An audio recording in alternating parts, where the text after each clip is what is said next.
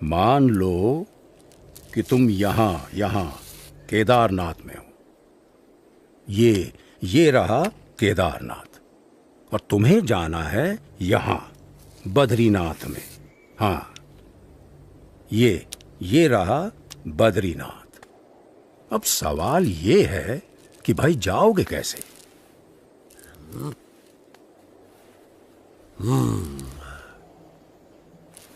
तो तुमको जाना पड़ेगा पहले ज्योतिर्मठ, ये यहाँ पर, और फिर यहाँ से ऊपर ये हाँ, यहाँ तुम पहुंचोगे बद्रीनाथ। ये तो बड़ा लंबा रास्ता है, ज्यादा समय लग जाएगा। यही एक भला चंगा रास्ता है जो तुम्हें सही सलामत पहुंचा सके। और कहीं इधर उधर भटकने गए तो हमेशा के लिए भटक जाओगे। किसी जंगली जानवर का शिकार हो जाओगे, या भटकते भटकते ही मौत के मुंह में जा गिरोगे। हाँ, फिर तो हम इसी रास्ते से जाएंगे। हाँ भाई, क्या कहना है तुम्हारा? हाँ भाई, जान बचेगी तो ही तो बद्रीनाथ पहुंचेंगे। हाँ?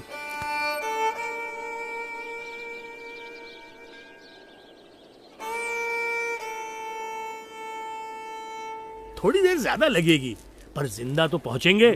हाँ, सही समझे। हाँ भाई, सुरक्षित रास्ते से ही चलेंगे।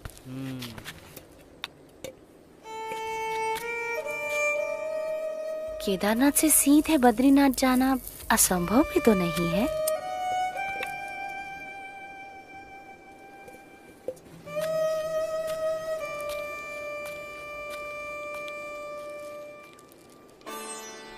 केदारनाथ से सीधे बद्रीनाथ, एक ऐसा मार्ग जिससे गुजरने के बारे में कोई सामान्य मानवी तो सोच भी नहीं सकता था, जहां मानो मनुष्य जीवन का अस्तित्व ही नहीं था।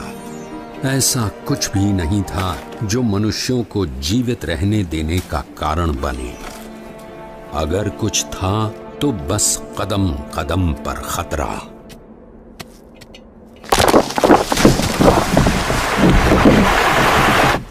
शून्य के नीचे का तापमान जो पानी को पीने के लायक भी नहीं छोड़ता था।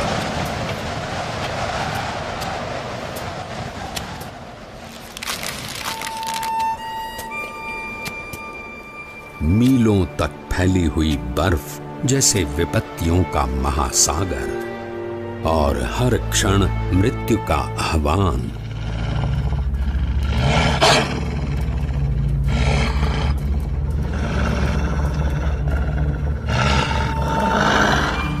पर केवल 11 वर्ष का एक बालक कृत निश्चयी था अपने ध्येय तक पहुंचने के लिए।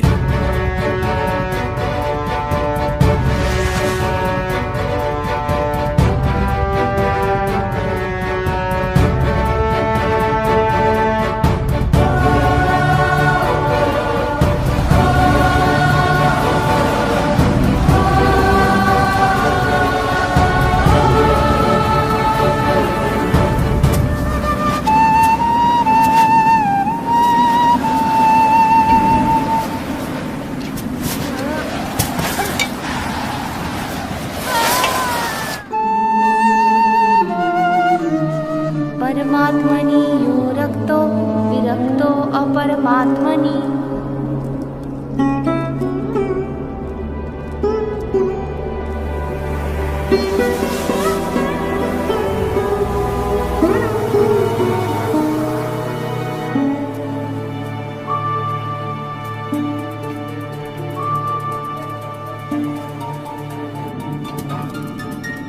परमात्मनि यो रक्तो विरक्तो अपरमात्मनि।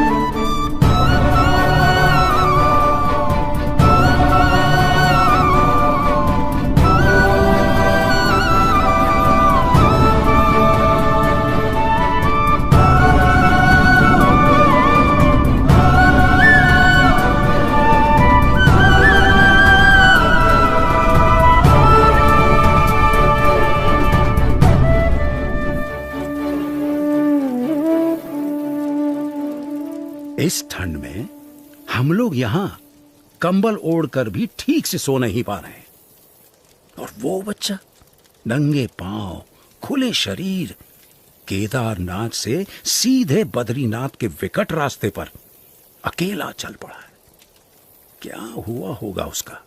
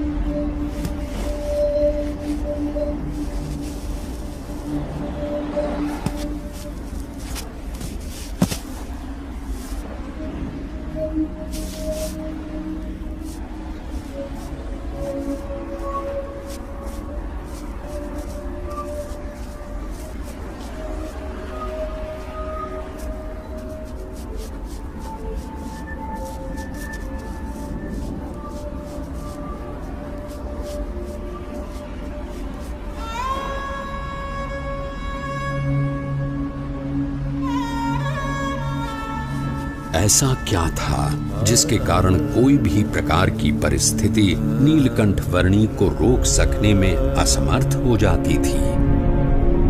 कभी हिम प्रपात तो कभी भयानक बारिश, अनजान और निर्जन रास्तों में जंगली जानवरों से आकस्मिक भेंट, अनजान रास्तों को समझकर पहाड़ियों और खाइयों के बीच में से भी रास्ता कर लेने की चुनौती, और आराम करने के लिए धरती का बिछाना और आकाश की चद्दर। नीलकंठ वर्णी की दृष्टि में ऐसा कुछ भी नहीं था जो इस मनुष्य शरीर से नहीं हो सकता था। देह भाव से पर और मनोभाव से पर नीलकंठ वर्णी की आध्यात्मिक स्थिति ही ऐसी थी जो किसी भी परिस्थिति से ऊपर उठकर उनकी कल्याण यात्रा को आगे बढ़ाए रखती थी।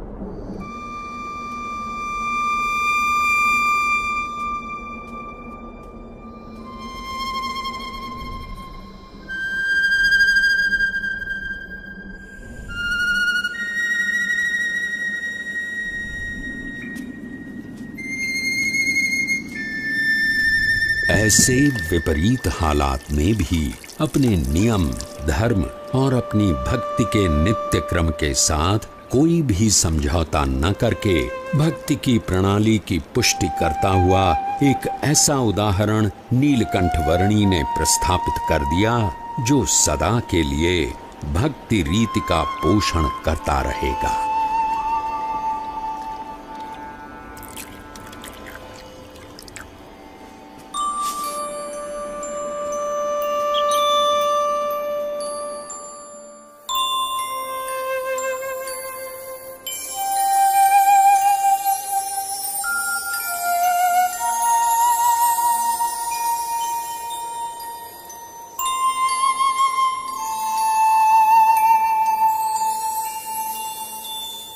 आज के समय में भी कई लोग साथ मिलकर बहुत सारी सुविधाओं के साथ जिसे पार करने के लिए हिचकिचाते हैं, वैसा केदारनाथ से सीधे बद्रीनाथ जाने का लगभग 75 किलोमीटर का मार्ग नीलकंठ वर्णी ने नंगे पांव, खुले शरीर, अकेले केवल 9 दिनों में पार कर लिया।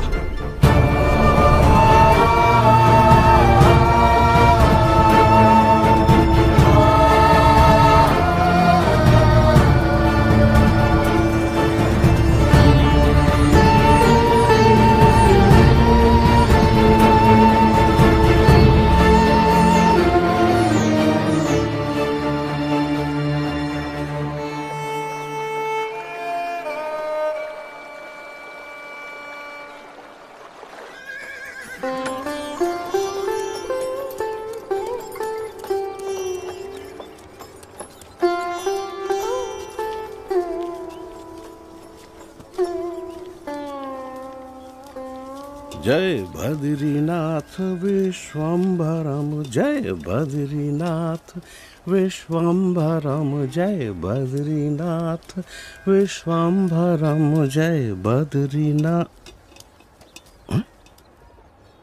अरे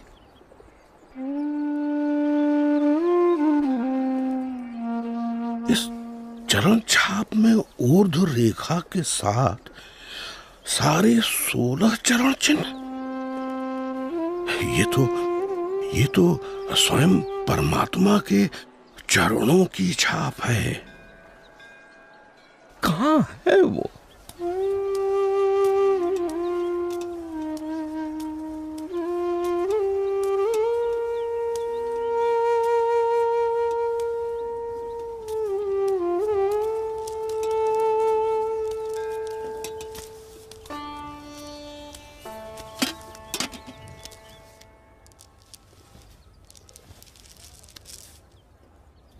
प्रणाम।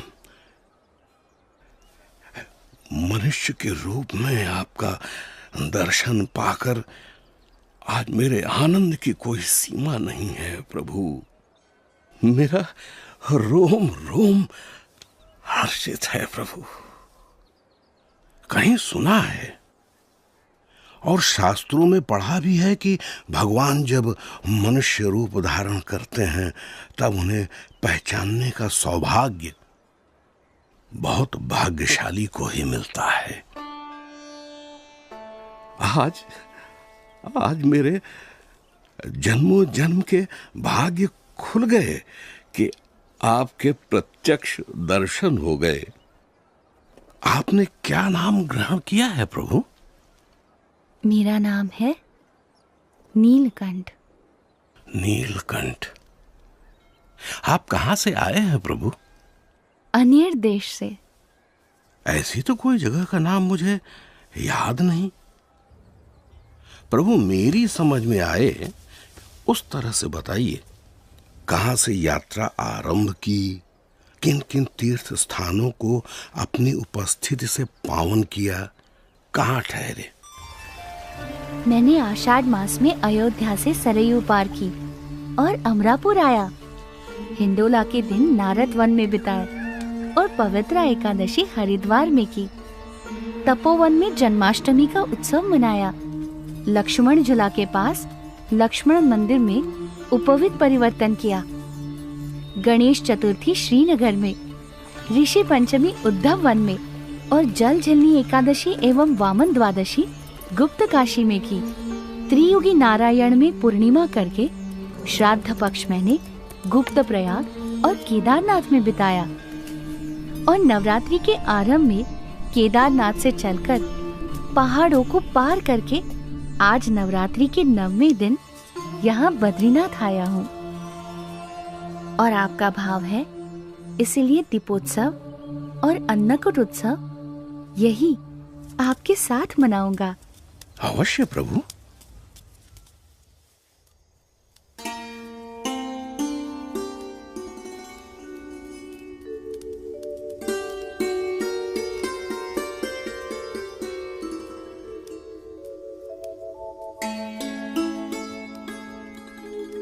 पवन मंद सुगंध शीतल हेम मंदिर शोभितम निकट गंगा बहती निर्मल। बोलो बद्री विशारद की जय। शीत ऋतु में ठंड से बचकर रहने के लिए बद्रीनाथ के लोग भगवान की मूर्ति समेत ज्योतिर्मठ आकर बसते थे।